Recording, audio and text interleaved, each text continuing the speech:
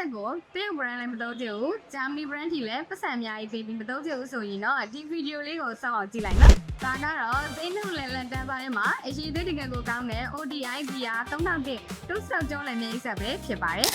ညရိပ်စဘာရိပ်အပင်ကြီးနဲ့ရေကျင်နာတွေပါသုံးလို့ရနိုင်တဲ့အပြင်ဖုန်းပေါင်းကာဗရာပြင်လို့စီချူစရာမလိုပဲအလွယ်တကူသုံးလို့ရပါတယ်။သူကသူ့စုံရိပ်ဆက်ပြင်လို့ဓာတ်ဆီ25ကမှ2D ဓာတ်ဆရောဆက်ပြီးတော့အသုံးပြုပေးရပါမယ်။စက်တန်းကိုလည်း 26mm အထုပ်သုံးပေးထားပြီးအကင်းမှာ rubber ကိုကောင်းထည့်ပေးထားတာမလို့ညရိပ်တွေကသုံးခါမှုအားနေပြီးအရန်ကို1000တသာရှိသေးပါတယ်။ကျောင်းမိုးဆိုင်ဖြစ်တဲ့အတွက်လက်မလေးချိန်မကြပဲပေါ့ပေါ့ပပနဲ့အချိန်ကြကြကြီးသုံးပြလို့ရပါတယ်။သူ့ရဲ့ power က 0.8 kW အထိထွက်တဲ့အပြင်သူ့ရဲ့ engine လက်ပတ်အားကလည်း10မိနစ်ကိုပိတ်ရ6000အထိလက်ပတ်ပေးရကြောင်းဒီဘက်တင်တင်မျက်ဖက်ရည်ရည်မြေပဲပွားပွားအေးအေးဆေးဆေးသုံးပြလို့ရတယ်နော်။တမှုခံကိုလည်းလက်သားဖို့အထူလေးလည်းသုံးပေးထားပါတယ်နော်။သူ့ရဲ့စီတိုင်းကြီးက 1.2 လီတာအထိဆက်လာမလို့ခဏခဏစီးပြေးစရာမလိုတော့ပါဘူးနော်။စီးသားနှုန်းကလည်းပြင်းပြတနာရီကို